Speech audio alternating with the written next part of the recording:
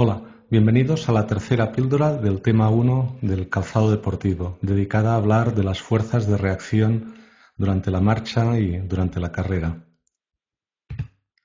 Las fuerzas de reacción, que son recogidas mediante plataformas de fuerza, se usan habitualmente para observar patrones en el movimiento, para corregir la técnica y el propio movimiento, para detectar riesgos de lesión y, por otro lado, para estudiar diferentes suelos y diferentes calzados. Se miden, por un lado, las fuerzas en cada eje a lo largo del tiempo, tanto en el eje vertical como en el eje anteroposterior y en el eje mediolateral. Por otro lado, se miden los momentos de giro en el eje vertical y finalmente se mide el centro de presiones y su recorrido a lo largo del apoyo. Esta es una gráfica de fuerzas verticales de reacción recogida con plataforma de fuerzas durante la marcha. Es clásico observar un primer pico o cresta, llamado pico o cresta de impacto, un valle en medio, y un segundo pico o cresta, llamados de impulsión. Aquí están recogidos la duración, está normalizada en porcentajes del apoyo y está recogida la fuerza vertical en veces peso corporal, de manera que durante el pico o cresta de frenado se obtiene en torno a 1,2 veces el peso corporal, durante el valle se obtiene en torno a 0,6-0,8 veces el peso corporal y durante la siguiente cresta, que es la de impulsión, se vuelve a obtener en torno a 1,2 veces peso corporal.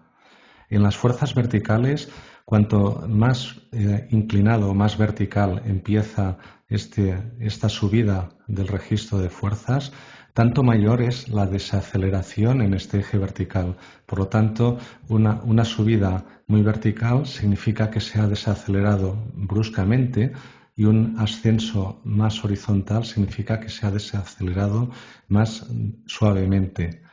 Este registro está tomado en base a 10 veces pasando la persona caminando a una velocidad promedio de 1,66 metros por segundo y se ve que esta persona tiene una mayor variabilidad por las líneas azul claro que muestran más o menos la desviación típica, pues como digo, tiene una mayor variabilidad en el pico de frenado que en el pico de impulsión. En este caso, la misma persona se le vuelve a coger un patrón, pero ya no es calzado, sino que es caminando descalzo a una velocidad parecida, cuyo promedio ha sido de unos 56 metros por segundo. Es típico cuando se camina descalzo que aparezcan antes de llegar al pico o cresta de frenado, aparezcan una imagen en dientes de sierra y previamente a esta imagen hay una desaceleración muy brusca, como es en este caso. Aquí la misma persona se le recoge un patrón, pero es con un calzado de tipo sobreprotector, un calzado de tipo balancín, como son las MBT. Camina a una velocidad parecida a los dos registros anteriores y se observa como el pico o cresta de impacto, en vez de estar en torno a 1,2, se acerca a 1,4 veces el peso corporal. Es típico de algunos calzados Rockeret, calzados en balancín, que sucedan estas cosas, porque este tipo de calzado que tienen en la entresuela bastante espesor y levantan el talón bastante del suelo, provocan que en el contacto inicial el tobillo se encuentre con un mayor grado de flexión y no impacta en la zona habitual del retropié donde suele impactar, sino que lo hace un poquito más atrás, donde no hay material amortiguador, y entonces se recibe un golpe muy brusco que queda reflejado en que aumenta este pico paradójicamente, a pesar de ser un calzado que tiene unas zonas blanditas, pues paradójicamente aumenta el pico o cresta de frenado. Las imágenes, por otro lado, que hemos visto en los tres registros que hemos mostrado, tienen forma de M o sombrero de dos picos. Aquí tenemos también caminando, pero se trata de un registro de fuerzas anteroposteriores, recogidas también con plataforma de fuerzas. Están representadas las fuerzas otra vez en veces peso corporal y está recogido el tiempo en porcentaje de duración del apoyo. Es típico que aparezca un pico o cresta de frenado que se le suele dar en valores negativos, aquí entre 0,3 y 0,4 veces el peso corporal. En torno al 40-50% de la duración del apoyo se produce el cambio de registros negativos de frenado a registros positivos y aquí un segundo pico cresta, en este caso positivo, que es el pico cresta de impulsión en las fuerzas anteroposteriores. Esta primera imagen que vemos aquí, con un valor positivo previo a la cresta de frenado, es lo que yo denomino como signo del soldado inglés, signo del soldado de los de la Torre de Buckingham, cuando dejan caer la pierna hacia atrás, registrando antes de aplicar lo que serían fuerzas de frenado, una fuerza positiva hacia adelante porque la pierna es dejada caer en sentido hacia atrás. Y por último, una imagen representativa de la marcha en los registros de fuerzas mediolaterales. Es muy típico una oscilación primero hacia valores negativos, después una zona de valores positivos bastante amplia y finalmente suele aparecer otra zona de valores negativos. Pasamos a registros de carrera y esta es una fuerza de registros de fuerzas verticales en carrera. También el contacto en la primera zona de la gráfica, aquí, se utiliza a menudo pues, para ver la capacidad de desaceleración en este eje vertical. Cuanto más horizontal fuera esta primera zona, más amortiguado sería este contacto inicial, una desaceleración más suave, y cuanto más vertical fuera este registro inicial, pues una desaceleración más brusca o menos amortiguado estaría este contacto inicial. Es habitual que cuando se corre talonando o de rear foot strike aparezcan dos picos. Un primer pico en torno a 2 veces el peso corporal, un valle entre medio y un pico de impulsión que puede estar entre 2 y 3 veces el peso corporal. A medida, lo que vamos a ver ahora es en la misma persona una transición de correr lento a correr cada vez más rápido y acabar corriendo a la máxima velocidad que es capaz de ejecutar esta persona. Pues esta persona cuando se le hace correr lento, corre talonando, mostrando un pico de frenado y un pico de impulsión verticales.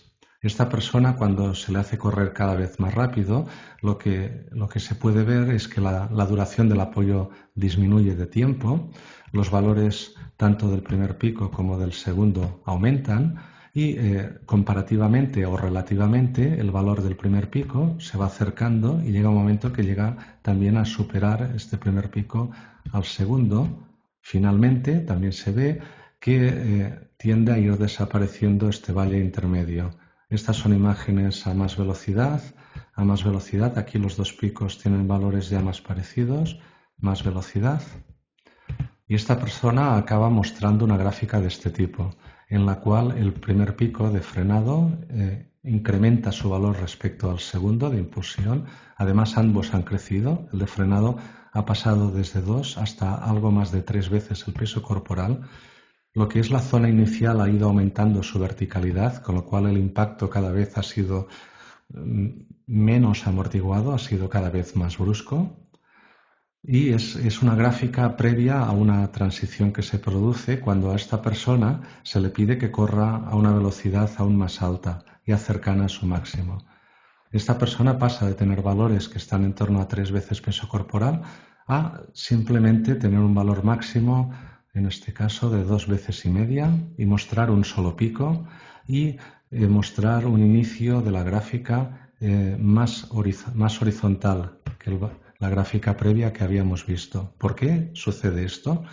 Pues esto sucede a que esta persona, cuando se le pide correr un poco más rápido, esa persona cambia automáticamente el patrón de apoyo y pasa de un rear foot strike o talonamiento a un fore foot strike o pisada de antepié.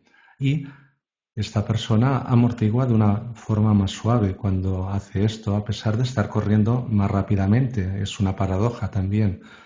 Esto sucede porque el tríceps oral, gracias a su contracción excéntrica y después concéntrica, es capaz de absorber una parte del impacto, mostrándose en la plataforma de fuerzas entonces un impacto más suave. Finalmente, esta persona, cuando se le hace correr a máxima velocidad, pues sigue mostrando un patrón de forefoot strike con un impacto inicial suave, y si va creciendo un poquito la velocidad es posible que aumente un poquito el valor de este pico de impulsión, pero sin llegar a los valores previos que se habían obtenido con pisadas de rear foot strike. Aquí están mostradas las diferentes gráficas de fuerzas anteroposteriores a todas las velocidades a las cuales ha corrido esta persona. En las fuerzas anteroposteriores lo que se muestra es que a medida que aumenta la velocidad crecen los picos tanto de impacto como los picos de impulsión. A medida que aumenta la velocidad decrece el tiempo de contacto del apoyo en el suelo. Aquí no están normalizados, sino que están en segundos. Y a medida que crece la velocidad, también lo que sucede es que porcentualmente a la duración del apoyo, lo que es la fase de frenado cada vez es porcentualmente menor a la duración del apoyo. Aquí se muestran los tiempos del apoyo, empezando por las velocidades lentas y acabando por las velocidades más rápidas. Es decir, con apoyos cada vez que duran menos, somos capaces de ejercer fuerzas de acción y recibir fuerzas de reacción, por tanto, cada vez mayores.